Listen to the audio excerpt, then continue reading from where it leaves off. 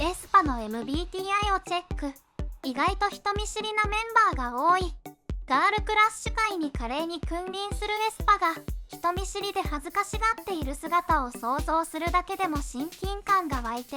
さらに彼女たちの虜になってしまうこと間違いなしなので、ぜひ最後までご覧ください。エスパはその圧倒的な美貌と高いパフォーマンス力で、もしかして本当に CG なんじゃねと思わせるほどの完璧な姿をいつも見せてくれます。しかし彼女たちの性格は意外にも内向的であるメンバーが多く、今回はエスパの MBTI をチェックしていき性格を考察、実際にメンバーの人見知りっぷりが伺えるエピソードをご紹介していきたいと思います。まず MBTI 診断とは、マイヤーズ・ブリックスタイプ診断の略称で、自己申告型のテストから16タイプの性格に当てはめて診断するものです。韓国ではこの MBTI 診断が大流行しており、芸能人をはじめ K-POP アイドルも漏れなくこの診断を受けています。それでは早速エスパのメンバーの診断結果を見ていきましょう。グループのリーダーであるカリナは、リーダーとしての素質がある ENFP です。ENFP は広報運動家と呼ばれており、外界に向けての好奇心が強く感情豊かな人が多い性格タイプ。1文字目が E の外交型で、グループ最年長でエスパのリーダーでもあるカリナは、ステージ上ではいつも堂々としていて女王様のような風格さえ漂う姿を見せてくれますが、裏では意外にも人見知りな一面があるようです。こちらは、スタンプオンイットの MV 撮影の裏側シーンからの一場面。目を泳がせてはにかみながら挨拶しているカリナですが、なんとも人見知りらしい動きで見ていて微笑ましいです。そして後ろからやってきたウィンターに、もう一度カメラに向かって挨拶させられています。それにしても最初カリナはどこを見ながら挨拶していたのでしょうか。他にも韓国の人気ラジオ番組、正午の希望曲、キム・シニョンですにカリナとニンニンの2人がゲスト出演した時のこと。番組の DJ キム・シニョンから、仲の良いアイドルはいると聞かれたカリナは、イッチのリュジンとイェジと仲が良い。カリナによると、お互いの声が聞こえていたけど、私は人見知りが激しいから自分から声はかけられなかった。とのこと。しかしイッチのメンバーたちがエスパにスイカジュースを買ってきて、仲良くなりたいと声をかけてくれたことがきっかけで交流が始まったそうです。仲良くなるきっかけがスイカジュースというのがなんとも可愛らしいですね。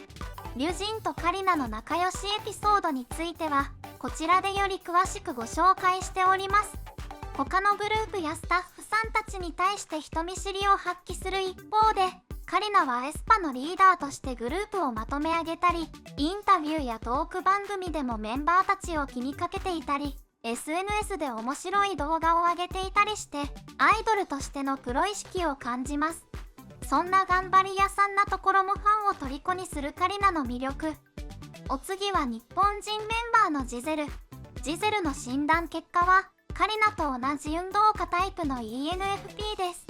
E 型で外交的な側面があり、テレビ番組などで他の出演者やアイドルと絡む際に自分からグイグイ行くシーンも多いです。そんな積極的なジゼルですが、意外と人見知りな一面もあるらしいので、貴重なジゼルの人見知りエピソードをチェックしていきましょう。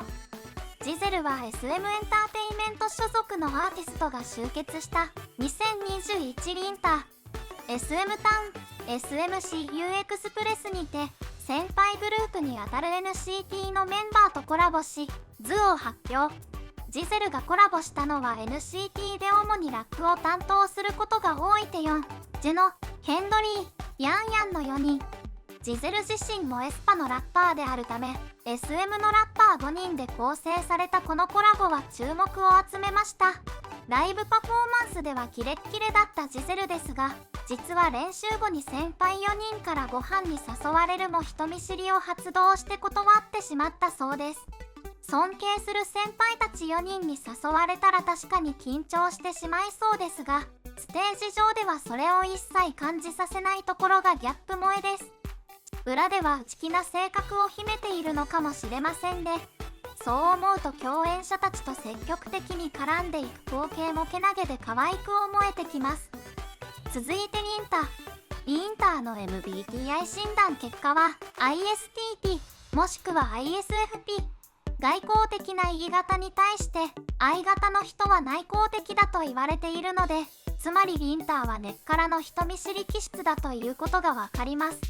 その人見知りっぷりがどのレベルなのかがわかる話を韓国の音楽番組リムジンサービスにゲスト出演した際に語り、司会者のイムジンとファンを驚かせました。イムジンが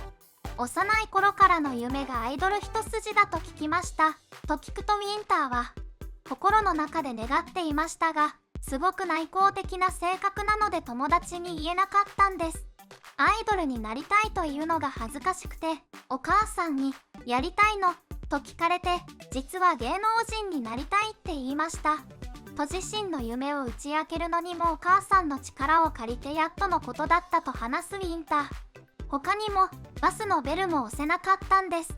注目されているような気がしてバスの下車ボタンを押せなかったんです。他の方が降りるタイミングで一緒に降りたり、終点まで行ってしまうこともあります。バスの下車ボタンを押せない気持ちはなんとなくわかりますが、終点まで乗っていたという人はあまり聞いたことない。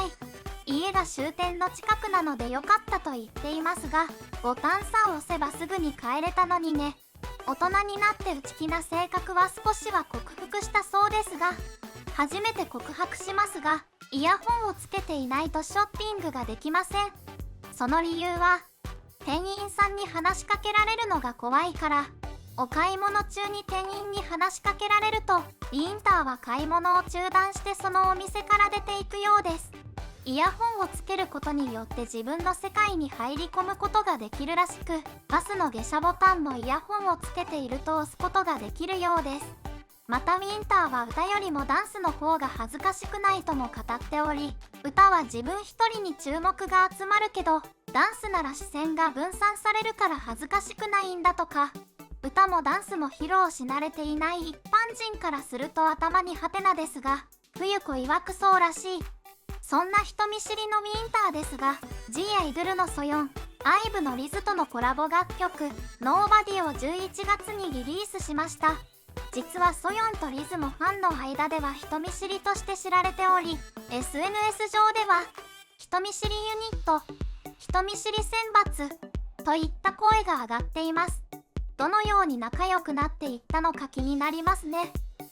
以前はバラエティの企画で肝試しをすると、ウィンターはお化けに驚いてなんと大泣きしてしまい、その泣きっぷりはまるで小さな子供みたいに、お化け役のスタッフさんもまさかのギャン泣きにおどおどしてしまって、そんな大泣きするウィンターをニンニンは大爆笑。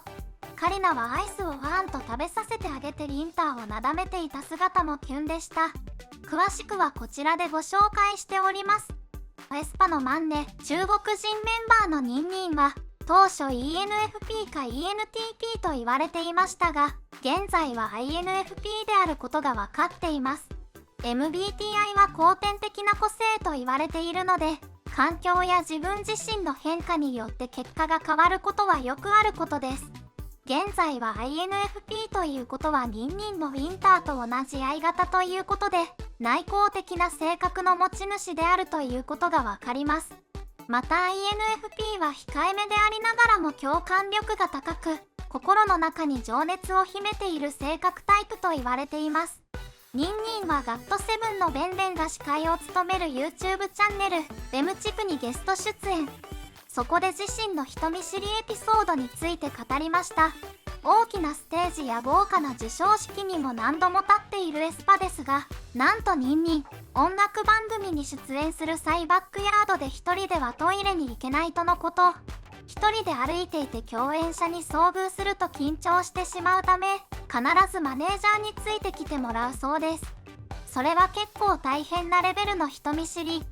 でもニンニンがマネージャーをトイレに誘っている姿を想像すると愛しいが溢れます。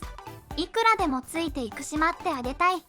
しかしまさかの司会者のベンベンもこのエピソードに共感しており、ミュージックバンクの収録の際は人の少ない2階トイレを使うことをおすすめしていました。ニンニンはグループのマンネでありながら他のメンバーたちを気遣う様子も見せたり、ステージでも鬼たちに負けないパフォーマンスを見せる彼女らしい性格と言えますね。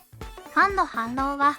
カリナ様気が強い感じだと思ってたけど、徐々にちょっと人見知りでおとなしい感じが見え始めてて萌えでしかない。インター人見知りなのが血をせる可愛すぎる。このメンツの中で人見知り発動したジゼル嬢可愛いがすぎる。人見知りエスパちゃん可愛い。普段ステージでのパフォーマンスや MV などでクールで完璧な姿を拝んでいる分、彼女たちの人見知りっぷりを見てギャップ萌えしてしまうファンが続出。皆さんはどのエピソードがグッときましたか？コメントや高評価、チャンネル登録もよろしくお願いします。